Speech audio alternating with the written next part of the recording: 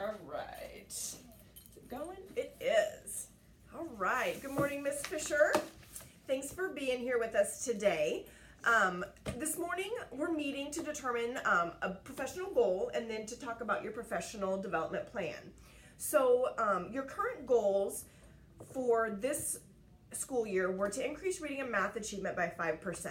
And so those goals are pretty general. So we want to look today at a goal that might be a little bit more specific for you, to kind of give you a roadmap of where to go and how to improve. So at our post-conference after the observation, we looked at a lot of areas of strength from the Iowa Teaching Standards and Criteria. You see lots of blue highlights for all of your strengths.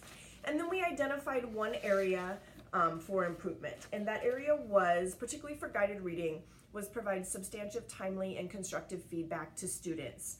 And that's 5E. We also talked a little bit about transitions more frequently throughout the day. So not the speed of transitions, but having students transition or move to a different activity more frequently throughout the day to kind of keep them engaged. So thinking about those two areas that we talked about at our last meeting, is there one of those that kind of jumps out at you that you would like to focus on more than the other? Probably the feedback one. Descriptive feedback? Yeah. All right. I think that's a great one for as a high yield instructional practice. And I think even if we narrow it to the area of guided reading, it'll make it very attainable. And it'll also give you one area to focus on so you can gain proficiency before kind of spreading it to all of the other content areas.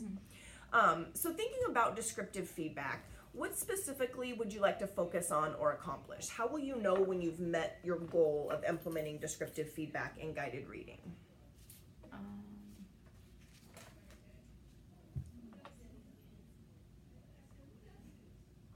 I don't know, that one's kind of like, I don't know how you would like measure that other than me just knowing that I'm like giving descriptive feedback.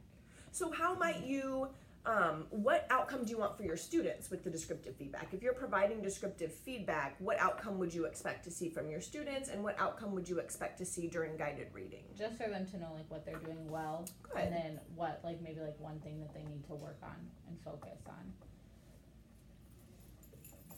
I really like how you mentioned one thing to focus on because it gives you a measurable starting point. So instead of just saying I'm going to give descriptive feedback, knowing that you want them to know what they're doing well, but you want each student to have one thing to focus on for improvement, I think that's really easy to measure and it's easy to track. Mm-hmm. So I'm just going to ask you some questions to kind of help you reflect on this goal and how we can lay out a plan for this goal. So thinking about using descriptive feedback in guided reading, what are some classroom or student issues that this goal might address? So thinking about some concerns you have about guided reading or the students' interaction with guided reading, how might using descriptive feedback help or address some of those areas? Giving them positive things always kind of motivates them more to do well.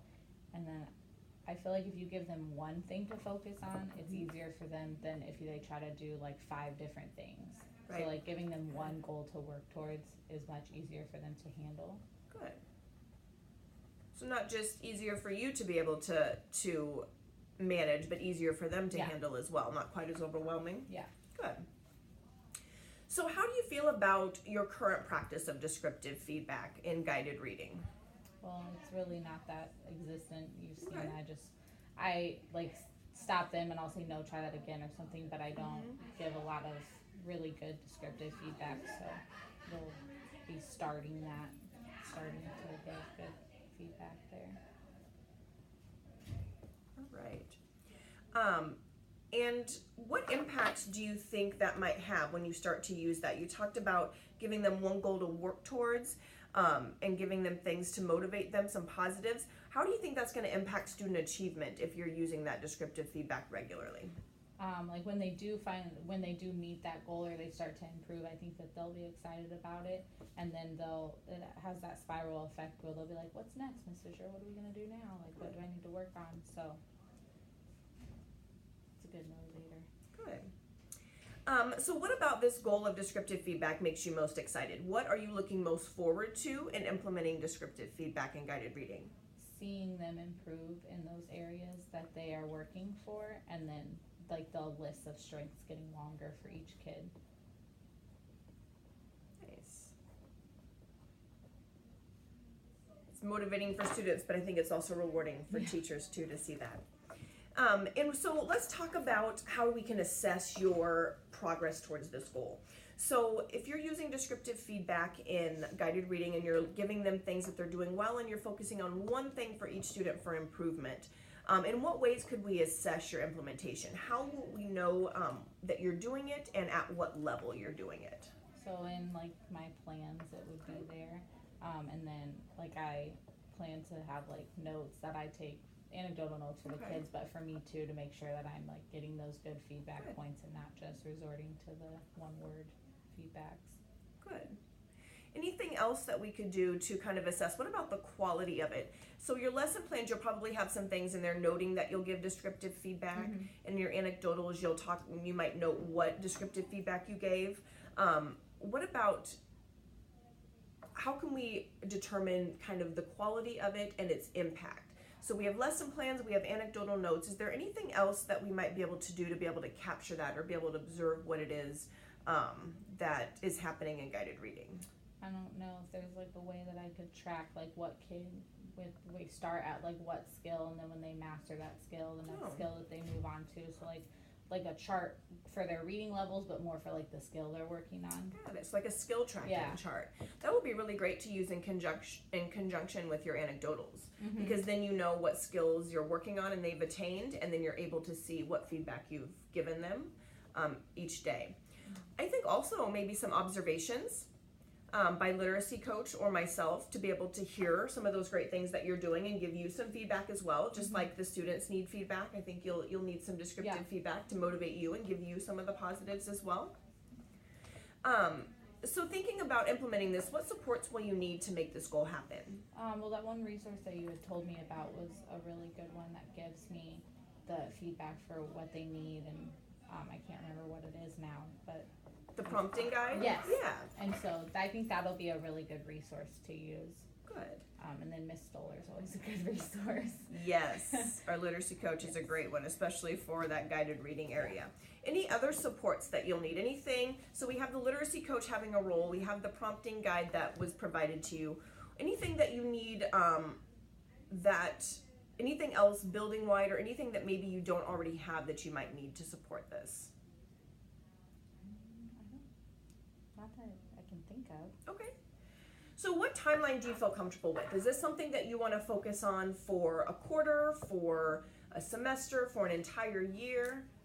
I feel like focused on in a quarter of like getting the routine set, but it should be like all year long. Okay. But I think if I have it like next year for the first quarter, then I can keep that as like a structure that I use all the time. Got it.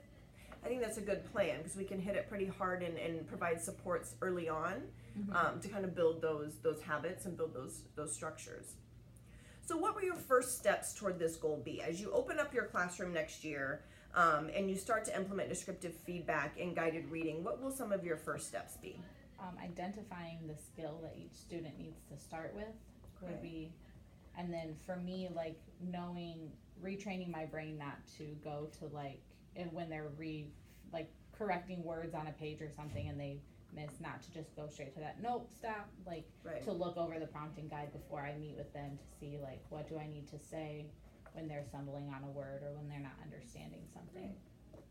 So to review that beforehand, and then remember, it's always appropriate to have that, it stands up for a reason. You can have it right there with you during that guided reading group.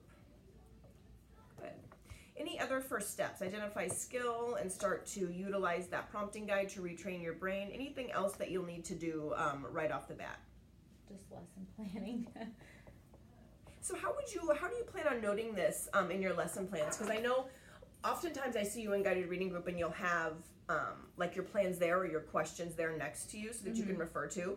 So how will you note this so that it can kind of jump out at you and remind you to give that descriptive feedback? I think after the first initial time of meeting with each group, after I've figured out kind of what each kid needs, then I can write in there little notes for myself, look at this part of the prompting guide or something like that. Maybe they stumble on these types of words, so to make a note next to their name or something on that lesson plan. I think that's a great way to utilize the prompting guide, because the prompting guide is set up. The tabs show different reading behaviors that you can give descriptive feedback on. So if you're taking notes on those, you'll be able to know exactly where in that prompting guide to go.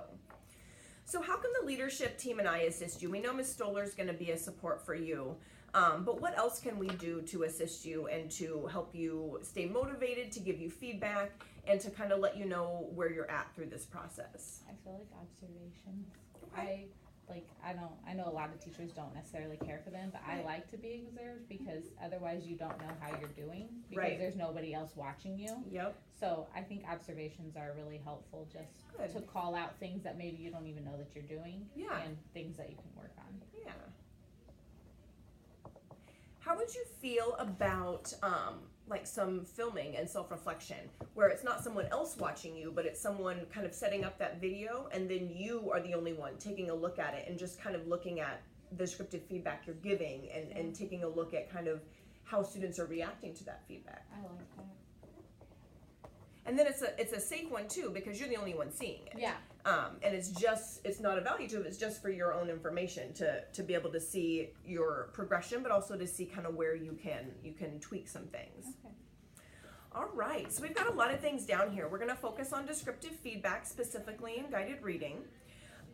For you, you're going to start by lesson planning and noting in there kind of what students' reading behaviors are, so you can focus on those areas of the prompting guide. You'll be identifying some skills early on for students to be able to get some descriptive feedback on and have that prompting guide up. Our literacy coach is going to support you in maybe some modeling of descriptive feedback and some planning. And then as far as my role, I'll be able to come in and do some observations and give you some feedback, and I'll be able to help you set up a video so that you can take a look at it for some self-reflection. Is there anything that I missed in that summary? I don't think so. All right. Well, I think this is a great plan. We're looking at the length of first quarter to kind of take a look at a progress monitoring. How often do you feel observations should happen to be able to have them be useful to you?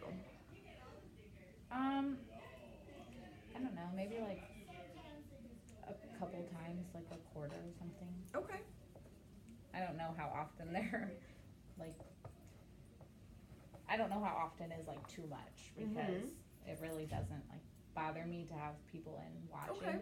So a couple times a quarter, but it could be more. You're comfortable with that? And then what about the video self-reflection? How would you think that would be good as far as the timeline for that? like how often I would want that. I think it would be beneficial to like maybe like get one per like each group recorded maybe like once a month or something, just to check and see how I'm doing. Good.